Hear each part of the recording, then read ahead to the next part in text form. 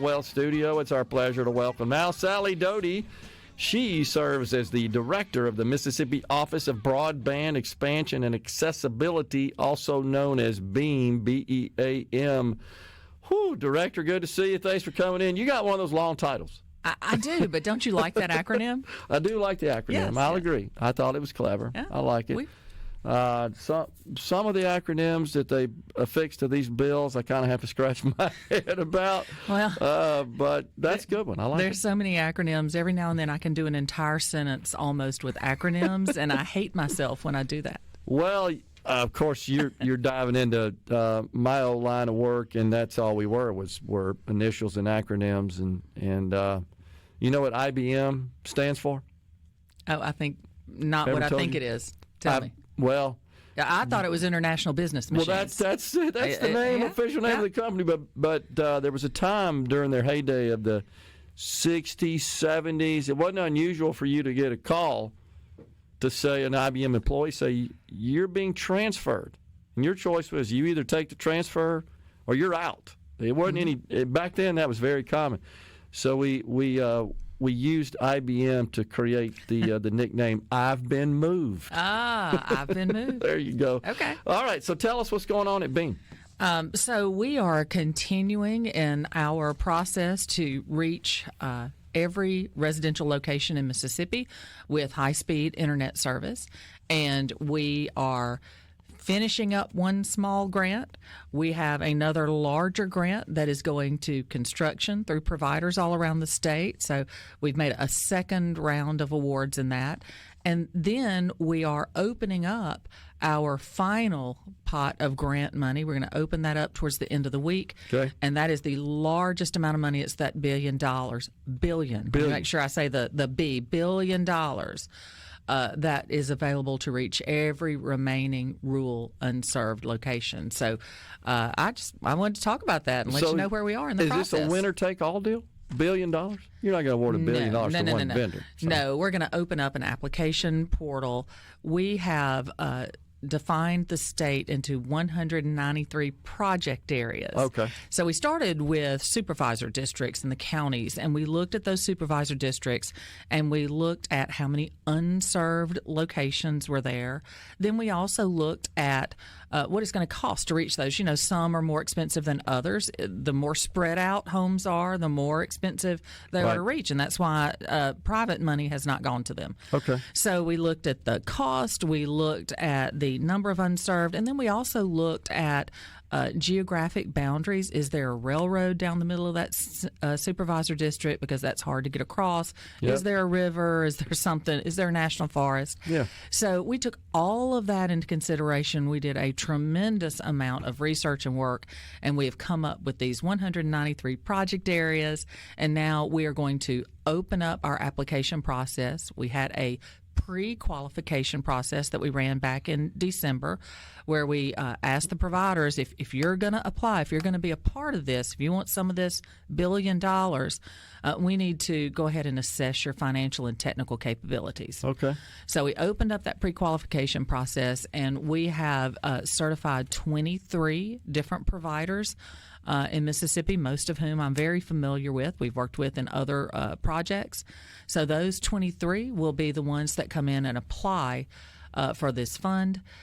We will score it. We've got the scoring rubric already out there. It's been out for probably a year now, I think. So we have the scoring rubric. We will look at the projects, but basically it is who can come in with that lower amount. So because we want to put in the least amount of taxpayer dollars as possible. Sure. That is the goal. So we open that up. We'll probably run 2 rounds, I feel sure, because I don't think we'll get everything served that first round. So we will open it up for 45 days, take some time to score it. Then we have a state statutory period of time we have to accept some objections on. Yeah. So we think we will have that first round ready to go in probably final determinations in June or mid-June by the time we get through all those steps. Then we'll see what's left, and we will run another round of applications. So same process. We'll get through with that probably, we hope, by August, end of the summer. And then if we have a few stragglers, which we probably will, some odd locations here and there, and they may be really high-cost locations, residences that are very far removed from other locations. Sure. Might be very appropriate for a LEO, a low Earth satellite.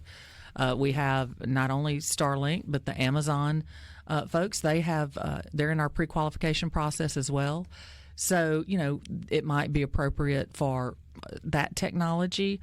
And then we'll probably do some direct negotiation. That's in our plan and allowable. If we have some stragglers, we'll look at the provider next door and say, hey, what would it take for you to build out to this one? Yeah. So that is our plan. We will see what happens as we undertake this plan. We have a lot of information on our website. Certainly we've been communicating with those 23 and other providers as well. Interestingly, our co-ops are not going to participate in this. They have already done a tremendous amount of work, and they say they've got enough on their plate. So it will be other providers. Are all participating? Are all the electric co-ops participating in this program? I said they're not. Okay, I apologize. They are not. No, okay, that's what I thought. No, they're not. No, I checked with them and said, hey, y'all did not pre-qualify. And they said, they all have built out so fast, and many of them have built out their entire service territory. Okay. So the co-ops are not participating in this, and we will have other providers. But again, I've got 23 providers, and we think we will have good coverage throughout the state. Yeah. Okay. So are you expecting the vast majority of them to respond here, or do they have the capabilities to handle the service area that you're covering in this? They do. They do. And I think we have about 125,000. I don't know the exact number. I've texted my deputy director to find out that exact number, but it's about 125,000 unserved locations that are eligible for this program. Okay. And so we will be working to reach all of those, and it'll be in different blocks. Now, the organization was established, was it 22? 22. All right. So you've been busy since then, doing a lot. We have been. So I was the executive director at the public utilities staff. When I left the Senate, I took an appointment over there, and my first responsibility when I walked in the door is we had some CARES Act money that had been designated for co-ops to build out broadband and to administer that fund and figure out who should get how much. So we did that. That was $75 million in investment, and the co-ops matched that. So those have been partners in this business for a good while now. Yeah. So that was a very large investment. Then our office applied. We had some smaller providers who said, hey, there's a federal grant. We need a governmental partner. And I said, okay, let's go. Actually, the governor gave me the green light to partner with them. So that was the next one we got was a $32 million grant, and we are finishing that up. We got that, I think, we're awarded that in 21, and we're just now finishing up. But we have extended that grant and really are squeezing out every nickel. We've been doing budget modifications to do some extra projects. So that $32 million served about 10,000 locations in the state, and we're closing all of those right now. I went to a ceremony in Bruce just last week for their fiber lighting for their project with Arriva and Bruce Telephone Company. Yeah. So we are finishing up that $32 million. Then we have gotten underway ARPA funding of $162 million. We did one round. And got that out the door. We just recently, within the last month, kind of completed the second round, which was $32 million there to reach about 10,000 locations. Okay. So, I mean, it's scattered all over the state, and now we are headed into the final program, which is BEAD, B-E.A.M. It stands for Broadband Equity Accessibility Deployment. Yeah, I'm looking at that on your So we did website. We did a little riff on that those letters to get our acronym, but we're different. Okay. You got some more stuff you want to talk about in another segment? Yeah, I'd love to. Okay. We got Sally Doty. She's the director of the Mississippi Office of Broadband Expansion and Accessibility, also known as B.E.A.M. We're coming right back in the Element Wealth studio, being bumped in by the Queen of Soul. Sally Doty, Director of Mississippi Office of Broadband Expansion and Accessibility, is our guest. All right, Sally, tell us about this big RFP you guys have that's due today. Huh? And actually, this is away from my broadband responsibilities. Yeah. We were talking about this. I graduated from the W, and the Math and Science School is there. And there's an RFP. It's a bit puzzling. All of a sudden, out of the blue, MDE has issued this RFP. I'll try to use all my acronyms. Yeah. For the continuation, or where MSMS, which is the Math and Science School, a residential high school for math and science students, for really our top students, where it should be. In the future. Yep. So it's been on the W's campus for 34 years. Admittedly, I think there are some issues with their facilities. But, you know, I live in Brookhaven, represented Brookhaven in the Senate for 10 years, and we have the Mississippi School of the Arts, so it's kind of the sister school. It's one of the two specialty schools. We have the Math and Science School and the Art School, and, you know, it's always a struggle for those specialty schools to get funding or to, you know, upgrade their facilities. And I think there are some issues, certainly, with their facilities on the campus of the W. But I'm not sure that just plopping it to another institution is the answer. You know, I have two children that went to Mississippi State. I go to all the ball games. I also served on the Public Property Committee when I was in the Senate and visited Mississippi State every year and heard their build-out plans. And, you know, also from having those kids there, I know they're not, you know, 300 empty dorm rooms for these MSMS students just sitting waiting at Mississippi State. So it would take an infrastructure investment if the school were to be moved. So why not just make that infrastructure investment on the W campus, where the school has been extremely successful for the past 34 years. So, you know, it was just a bit puzzling. All of a sudden, this RFP is issued. I believe the school had 11 days to respond, and it was only for the W and Mississippi State. You know, if the not the art school, but if the Math and Science School is up for grabs, why didn't we include Ole Miss Southern? Mm-hmm. I mean, you know, I'm not quite understanding where this is coming from, and just am not pleased with this process that is going on. MDE decision? Who made the decision? The state. It's the state board. The state board. Board of Education in their December meeting created a subcommittee to study the issue of infrastructure upgrades for Math and Science School. Okay, interesting. So, yeah, isn't that interesting? Yeah, It was right at Christmas because there's a board member from my town, so I called him immediately, and he was getting out of town for Christmas, you know, so it was all done right at Christmas, and then I think when they finally got the RFP out, 11 days to respond. Wow. That is a short time frame. It's a very short time. That is, sounds like somebody already has theirs got it together. wired already. Yeah, sounds like it. So, you know, we I'm a W graduate. I think they do a great job with these kids. I've been on campus. It wasn't there when I graduated, even though it's been in existence for quite some time. You know, but I've been back on campus and been very actively involved. And MSMS is just doing a great job. And if they could have some additional funding to upgrade their infrastructure, I think it would be a real win-win for everybody involved.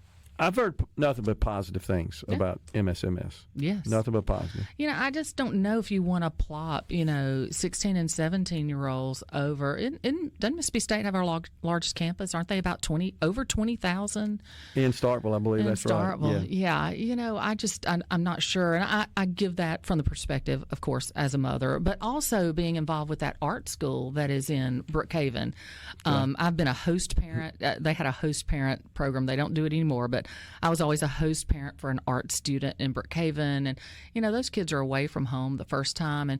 And Gerard, usually these are kids who are coming from our rural institutions because it's not kids from Oak Grove or Rankin County, more urban areas. Urban areas, because those urban areas have schools that can really, perform these functions. Yeah. These are kids, these are kids who are smart as a whip, or either really talented if you're thinking about the art school, but are from a small school district that just cannot have the resources for whatever reason to give that type of education. Yeah. So I just don't believe that plopping them at our largest institution is the answer. I think the answer is just providing the funding to upgrade the infrastructure so they can have more modern dorms, because I do believe they are living in the dorms that I lived in many, many, many moons ago. Yes. Wow. Well, thanks for bringing that to our attention. Yeah. I wasn't even aware of that was going on. Not many people are, I don't believe. And, really that's something that should happen at the legislative level, right? So I would just think so. Sure. It seems like that's a little much for the purview of the Board of Education, would seem. But, I mean, that would be based on law, right? And I would think. It's all set by statute. Yeah. All as far as what their authority is. It is. But but I know the art school and the School for Math and Science is a creature of statute, and I did not pull it up and read it, but from working on it in the past, because I know I had to work extremely hard for the art school. So much of it is run by MDE. They don't have a local board, and I'm sure the Math and Science School is the same. Okay. So they were subject to, the board had to really get into some of their issues. But I just wanted to bring that up. It's been troubling and really puzzling to me why this is happening and the process that is being used. Interesting. Mm-hmm. Something else I thought about with respect to this internet build-out, broadband build-out. Is there anything going on in Washington now with the Doge team and the Trump administration just putting a chainsaw to almost everything? Or is there some risk there? Like some of this ARPA funding, for example, I don't think all that's gone out the door yet, right? That was passed under Joe Biden. So is there some risk there? So we have been in contact with them, and I work under the Department of Finance and Administration, and certainly they have been in even closer contact. So there is not, I believe, any danger in this funding for actual broadband infrastructure build out, because it's a it's a specific project, right? Okay. So we don't think that any of that funding is in danger. If anything, we think that there will be some relaxation of some of the federal rules that were kind of added on to this, really some policy issues that were added on to these broadband grants. Because I'm going to tell you, this money was allocated to the state of Mississippi in the summer of 23. I went to Washington. We learned what our allocation was. And even prior to that time, we had been working, trying to do all of these different, jump through all these hoops and dot the I's and cross the T's. The Biden administration really micromanaged this a good bit. And so I think there needs to be more authority for the states. Our map is better than the federal map. We know exactly where these locations are. All of these approvals that we have to get from the federal government, in fact, that is what has pushed our application date out, as we keep having to get approvals. We're down to, we had to have approval for all of our locations, all of these residential locations. We've been fussing over 13 locations over in the past couple of weeks. And we know the true status of those 13 locations. The folks sitting in Washington at their desk do not. So we think that there will be some relaxation of the rules, and that will be easier for us to get this money out the door and easier for our providers to bill that out in a quicker fashion, so these folks can have internet. Okay. So if folks want to know if they currently don't have access to broadband and they want to know what's the status and when could they expect it, how can they figure that out? The best way is to go to our map, which is at our agency website, B.E.A.M.ms.gov. And I think you can put in Mississippi Broadband Map and it'll go to it.